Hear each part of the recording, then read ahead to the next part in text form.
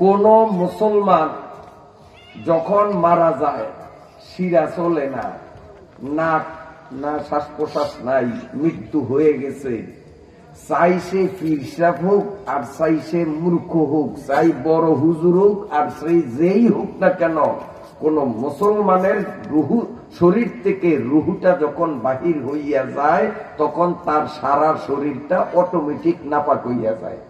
মানুষ মরিয়া গেলে মরা মানুষের শরীর নাপাক, এই জন্য তার জানাজা পড়ানোর আগে জিন্দা মানুষের উপরে ফরজ হইল ওই মানুষটারে গোসল দিয়া পবিত্র করা, কারণ সে তো মরিয়া গেছে, সে তো নিজের গোসল নিজে করতে পারবে না। কথা বুঝাইতে পারলাম? মরা মানুষের কেন গোসল দিতে হয়? যেহেতু মরার সাথে সাথে সে পাক না নাপাক? এই পাক না নাপাক? নাপাক। আল্লাহ পাকের কোরআন পাক না নাপাক? জোরে কোন? পাক। তো আল্লাহর কোরআন নাপাক জিনিসের কাছে বসিয়া পড়া, এটা কোরআনের সাথে বেয়াদবি হবে কিনা? এই পোলায় আগে দিছে, এই গুয়ের গন্ধে নাক টিপিয়া ধরিয়া রাখতে পারি না, গু সামনে লইয়া যদি বইয়া সুরে এসেন পড়ি সব হইব না গুণ হইব, এটা কোরআনের সাথে বেয়াদবি হবে না? কারণ নাপাক। নাপাক জিনিস সামনে রাখিয়া নাপাক জিনিসের কাছে বসিয়া আল্লাহ পাকের কোরআন পড়া মানি আল্লাহর কোরআনের সাথে বেয়াদবি করা। মানুষ মরিয়া গেলে তাকে গোসল না দেওয়া পর্যন্ত সে নাপাক থাকে। ওই লাশের ধারে কাছে বসিয়া যদি কেউ কোরআন শরীফ ছায়া পড়ুক আর মুখস্থ পড়ুক, তার সাংঘাতিক গুনাহ হবে, সওয়াব হবে না। এই মাসআলা জানা নাই, এই জন্য আমাদের গ্রামগঞ্জে চলে যে এই বেড়ায় গোসল দিব, এই বেড়ায় আইয়ে নাই, ফোন করে দেখে আমার আইতে আরো আধা ঘন্টা লাগবো, হয়তো এই আধা ঘন্টা পর্যন্ত হুদা বইয়া থাকে লাভ কি? লাশের চাইরো পাশে এককারে যায় নমাজ বিছাইয়া বইয়া কোরআন শরীফ পড়ে, এরকম ঘটনা আমাদের সমাজে ঘটে কিনা? কম গুনা গুনা গুনা। কথা বুঝেন না? বুঝি নাই।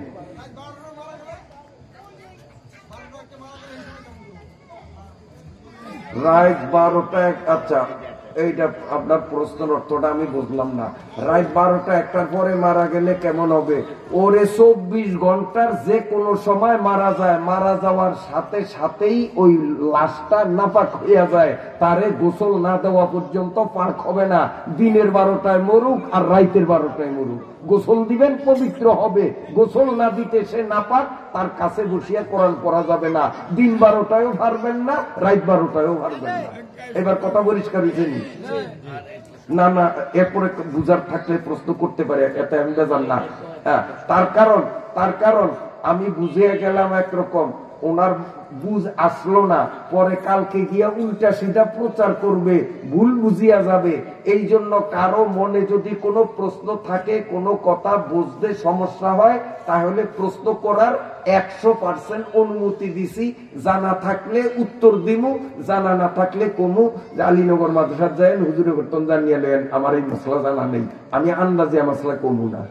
আর সব মশলা যে আমার মুখস্থ আছে এমনও আমি দাবি করতে পারি না। কাজে প্রশ্ন কারো থাকলে করতে পারবেন, অসুবিধা নাই ইনশাআল্লাহ, এতে আমি বেজার হব না। এখন বিষয়টা পরিষ্কার হয়েছে নি? তাইলে লাশের গোসল দেওয়ার আগে লাশের কাছে কোরআন শরীফ পড়া যাবে না, দূরে পড়া যাবে। কেমনে? লাশ আছে উঠানে, কোরআন শরীফ পড়েন ঘরে। লাশ আছে ঘরে, কোরআন শরীফ পড়েন উঠানে। দূরে পড়া যাবে, লাশের কাছে পড়া যাবে না। লাশের কাছে পড়া যাবে লাশের গোসল দেওয়ার পরে। কথা বুঝতে পারলাম? এক। এইবার 2, আমার চোখে আমি নিজে দেখছি মানুষ মারা গেলে লাশটা যেখানে শোয়ায় ওই সাইড কোনায় 4টা আগরবাতি জ্বালিয়ে দেয়। আপনারা দেখছেন কিনা জানি না, আমি দেখছি, আমার হাতে বহুত আগরবাতি আমি হালিয়ে দিছি। আমাদের হানাফি মাযহাবের সর্বোচ্চ কিতাবটার নাম হইল হেদায়া। এর উপরে হানাফি মাযহাবে কোনো কিতাব নাই, এটা সর্বোচ্চ মানের কিতাব। এই হেদায়া কিতাবের মধ্যে স্পষ্ট অক্ষরে মাসআলা লেখা, মরা মানুষের কাছে প্রয়োজন ছাড়া অপ্রয়োজনীয় আগুন নেওয়া মাকরু তাহরিমা। প্রয়োজন কোনটা? যেমন কারেন্ট জ্বালিয়ে দিছেন, লাশ কি আন্দিগুন্দি থাকবো নি? এই বাতি জ্বালাইছেন প্রয়োজনে। কারেন্ট নাই, হারিকেন জ্বালিয়ে দিছেন, কফি জ্বালিয়ে দিছেন, মোম জ্বালাইছেন, সেটা হলো প্রয়োজনে। কিন্তু আগরবাতির তো এমন কোন প্রয়োজন নাই যে এইটা না জ্বালাইলে কোনো সমস্যা। কেউ কফি না জ্বালাইলে সমস্যা, হারিকেন না জ্বালাইলে সমস্যা, বাতি না জ্বালাইলে সমস্যা, আগরবাতি না জ্বালাইলে কোনো সমস্যা আছে? কাজে আগরবাতির আগুন হইল অপ্রয়োজনীয় আগুন। মানুষ মারা গেলে মৃত ব্যক্তির কাছে অপ্রয়োজনীয় আগুন নেওয়া মাকরু তাহরিমা। অতএব লাশের খাটের কিনারে, জানাজার আগে হোক জানাজার পরে হোক, খাটের কিনারে কখনো আগরবাতি মোমবাতি জ্বালাইবেন না। কথা বুঝাইতে পারছি? গুনাহ হবে, সওয়াব মনে করিয়া করে হয় গুনাহ। সওয়াব। জি বলেন, এই প্রশ্ন করবো নি? আচ্ছা, আমার কথা আপনারা মনে হয় বেজার হইতে আছে, এটি আমাদের জানার দরকার আছে না? এই ভুলগুলি অহরহ আমাদের সমাজে চলতেছে, কারণ এগুলি আপনারা হুজুরদের কাছে আসিয়া জিজ্ঞাসাও করেন না। আর হুজুররাও ওয়াজে বসলেই কোন কিচ্ছাটা কইলে শ্রোতা করে আসান যাইব আর কান্দান যাইব, তাইলে আগামীতেও দাওয়াত পাওয়ার আশা করা যাইব। আমরা হুজুররাও চেয়ারে বইয়া মাথা গামাই ওইটা, আর আপনারাও বাধ্য নাইয়েন যে রসের কথা যদি কয় আসুনিয়া কান্দুনিয়া তো আসি আমরা, আর নাইলে হুজুরে আছে আর মাইকেলে আছে, আমরা ঘুম। তো এই কারণে শরীয়তের জরুরি মাসলা মাসাইল থেকে আমরা বঞ্চিত। এই যে কতগুলি মাসআলা আলোচনা করলাম, একটা মাসআলা আলোচনা করলাম, আমার আপনার উভয় পক্ষের আমল নামার মধ্যে প্রত্যেকটা মাসআলা আলোচনার সাথে সাথে 1000 রাকাত নফল নামাজের সওয়াব লেখা হইয়াই গেছে। আরো 2-4টা মাসলা যদি কই তো প্রত্যেকটা মাসালায় 1000 রাকাত করিয়া নামাজের সওয়াব খাতায় জমা হবে। আপনারা রাজি আছেননি? কইতামনি আরো 2-1টা মাসলা? এই তো শোনেন শোনেন, লাশ জানাজা হয়ে গেছে, এখনো জানাজা হয় নাই, জানাজার আগে জানাজাটা পরে দিই, এখনো জানাজা হয় নাই। এমত অবস্থায় লাশের মুখের দিক থেকে কাপড় খুলিয়া মৃত ব্যক্তির চেহারা দেখা জায়েজ আছে, শরীয়তে অনুমতি আছে। অমুকের জীবনের শেষ দেখা দেখলি, এর একটা আবেগ আছে না আমাদের, একটু শেষ দেখা দেখলি। আমরা চেহারা দেখি, কাফনের কাপড় খুলিয়া চেহারা দেখি, এই চেহারা দেখার সময় কদ্দূর এইটা আমরা অনেকে জানি না। এইটার সময় হইল ওই 4 তাকবীরে জানাজা পড়ার আগ পর্যন্ত। জানাজা যখন পড়া হইয়া যাবে, এখন পোলা ঢাকার থেকে আইসে বাপেরে দাফন করবে না, আর তুমি বাপের চেহারা দেখতে পারবা না, তুমি জানাজার আগে আসলে দেখতে পারতা। জানাজা যখন হইয়া গেছে, পোলাই যখন বাপের চেহারা দেখতে পারবে না, তো গ্রামবাসী আরেকজন ওইটার মুখ কেমনে যাইব? কিন্তু জানাজার পরে আমাদের দেশে মুখ দেখায়নি। আরে কবর তো হেনও দেখায়, কবর শোয়ায়, চার দিতে আছে, এই সময়ও বাস হরাইয়া ওই কাফনের কাপড় খুলে এই সময় মুখ দেখায়। শরীয়তের মাসালা জানিয়ে রাখেন, জানাজা নামাজ যখন সম্পন্ন হয়ে যাবে, লাশের মুখ আর তখন কেউ দেখতে পারবে না। লাশের মুখ খুলিয়া কাউকে দেখানোর অনুমতি ইসলামে নাই। লাশের চেহারা দেখার সময় হলো জানাজার আগ পর্যন্ত। জানাজা শেষ হয়ে গেল, এবার খাট নিয়ে কই যাবো? কয় না ডরাইছে, কয় না কবর কইলে ডর করে, ডরাই আর না ডরাই এটা যাও লাগবো। কুল্লু নাফসি যায়িকাতুল মাউত, কবরে যাওয়া লাগবো, কবর ছাড়া উপায় নাই। আমি আপনি কবরে ভুললে কবর কিন্তু আমাদের ভুলে নাই। প্রতিদিন 70 বার আমার কবর আমারে ডাকে, আপনার কবর আপনারে ডাকে। ডেইলি 70 বার ডাকিয়া বলে, আনা বাইতুল ওয়াহদা, আনা বাইতুদ দুদ। ডাকিয়া ডাকিয়া বলে, আনা বাইতুল ওয়াহশা, আমি ভয়ের ঘর। আনা বাইতুদ্দুদ, আমি সাপ বিচ্ছুর ঘর। ও আল্লাহর বান্দা, আমার পেটের মধ্যে আসার আগে তুমি এমন আমল করো যেই আমলের ধাক্কায় আমি কবরের ভেতর থেকে সাপ বিচ্ছুগুলো সব পালাইয়া যায়, এবং তোমার লাশ কবরে আনার আগেই আল্লাহর রহমতের ফেরেশতারা কবরটাতে আসিয়া ভরিয়া যায়। এমন আমল তুমি করো, নইলে কিন্তু তোমারে কবরে রাখবে, চতুর্দিক থেকে সাপ বিচ্ছু তোমারে ঘিরিয়া ধরবে। চোখে মুখে কাউকে দেখবে না, বন্ধু বান্ধব পরিচিত আত্মীয় কেউ থাকবে না, কেউ থাকবে না। আনা বাইতুল ওয়াদা, আমি নির্জনতার ঘর। আনা বাইতুল ওয়াহশা, আমি ভয়ভীতির ঘর। আনা বাইতুদ্দুদ, আমি সাপ বিচ্ছু পোকামাকড়ের ঘর। কবর কিন্তু দৈনিক আমাকে আপনাকে 70 বার করিয়া ডাকে। এই ডাক মানুষ আর জিন ছাড়া আল্লাহর অন্য সমস্ত মাখলুকরা শোনে। মানুষ শুধু শোনে না, জিনেরাও শোনে না। শোনার শক্তি আমাদেরকে দেয় নাই। মানুষ কলিজা ফাটিয়া মরিয়া যাবে, এই জন্য মানুষের কানে এই শোনার ফেরেশতার আওয়াজ শোনার পাওয়ার দেয় নাই। আসলে কবরে কিন্তু ডাকে। তো মরলে লাশ কই নেয় কর। এবার আসেন, লাশ যখন কবরের দিকে নিবেন, ভালো করে শোনেন, জানাজায় শামিল হইছেন। হওয়ার পরে মানুষগুলো 2 ভাগে বিভক্ত হয়। একদল মানুষ জানাজা শেষ করিয়াই বাড়িতে অথবা তার কর্মস্থলে চলিয়া যায়, মাটি দেওয়া পর্যন্ত থাকে না। না ভুল কইছি? দেখে পায়। একদল চলিয়া যায়, আর একদল মানুষ কবর দিয়া মাটি একেবারে ফিট করা পর্যন্ত, কবর কমপ্লিট করা পর্যন্ত ওখানে থাকে। ঠিক না? এবার মাসআলা শুনেন, যেই মানুষগুলো মাটি দেওয়াতে অংশগ্রহণ করবেন না, জানাজা পড়িয়াই চলিয়া যাবেন, কোনো অসুবিধা নাই, গুনাহ নাই। তবে আপনি 1 উহুদ পরিমাণ সওয়াবের মালিক হইলেন জানাজা পড়ার কারণে। আপনি চলিয়া গেলেন, 1 উহুদ পরিমাণ সওয়াবের মালিক হইয়া চলিয়া গেলেন।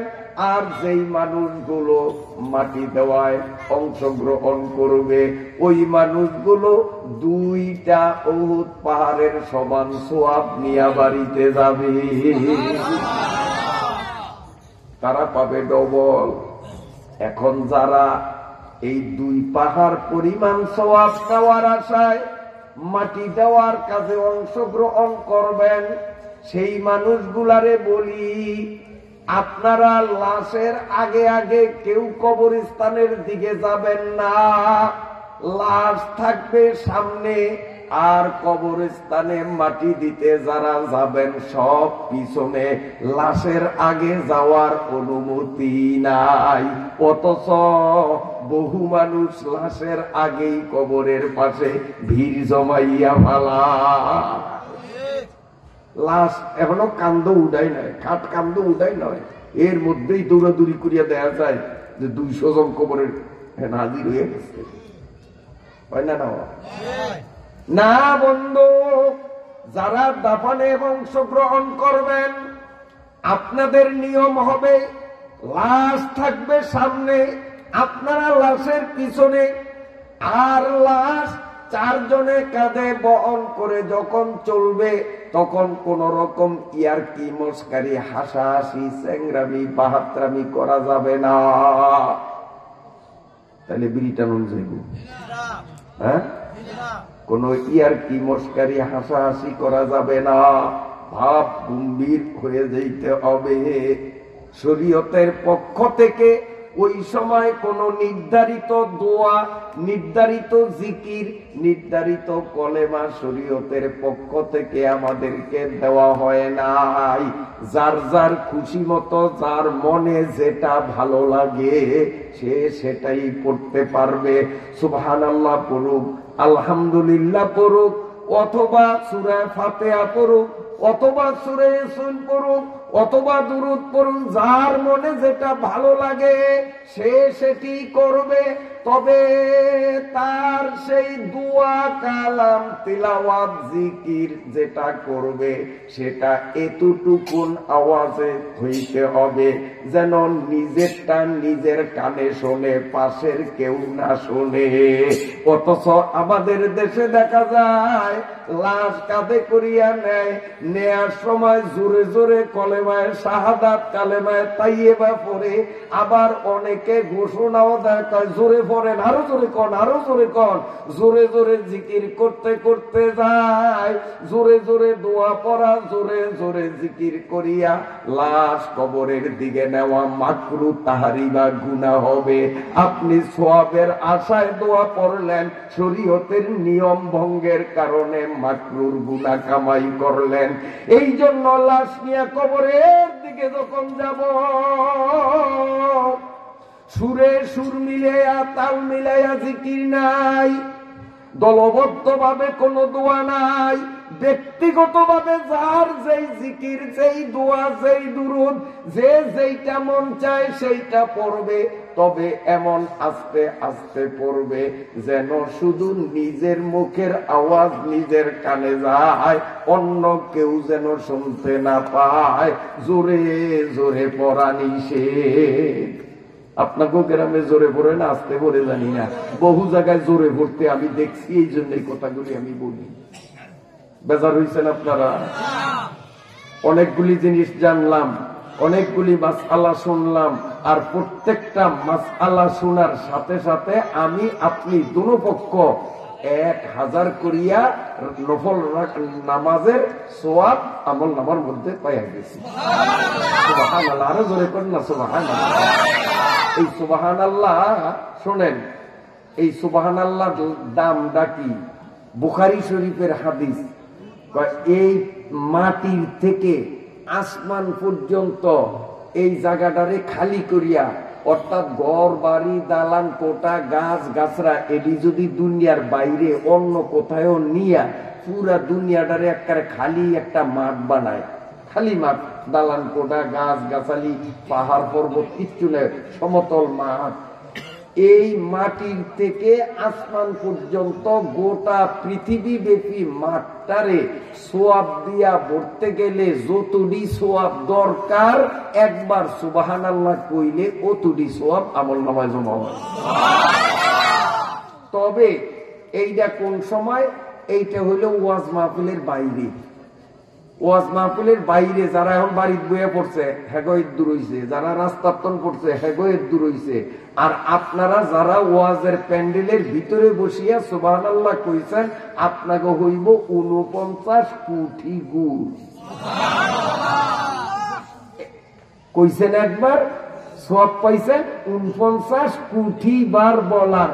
আর রাস্তায় খারাইয়া বাড়িতে বসিয়া ওয়াজ শোনে, ওনারাও সুবহানাল্লাহ কইছে আলহামদুলিল্লাহ। যেহেতু মুসলমান তো সওয়াবের কথা শুনলে সুবহানাল্লাহ এমনি মুখে আসে, তো ওনরা পাইছে একবারের সওয়াব। একবার মানে মাটির তলে আসমান পর্যন্ত সওয়াব দিয়া বরণ, এর দূর সওয়াব ওনারা পাইছে। আর না, এই একটাই। আর আমরা পাইছি এরকম 49 কোটি বার পড়তে যতগুলি সওয়াব দরকার, এই প্যান্ডেলের নিচে বসিয়া একবার সুবহানাল্লাহ কইয়েই ওই কতগুলি সওয়াবের মালিক হয়ে গেছি। জয় সুবহানাল্লাহ, সুবহানাল্লাহ, আল্লাহ পড়ুন। আউযু বিল্লাহি মিনাশ শাইতানির রাজীম।